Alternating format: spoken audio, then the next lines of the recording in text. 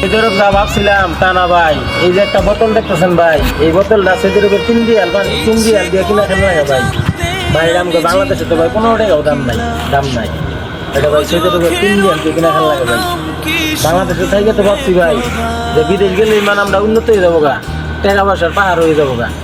এখন তো আমরা বিদেশ আইছি ভাই, আর হেরে দেখি ভাই বিদেশের অবস্থা আগের মতো নাই।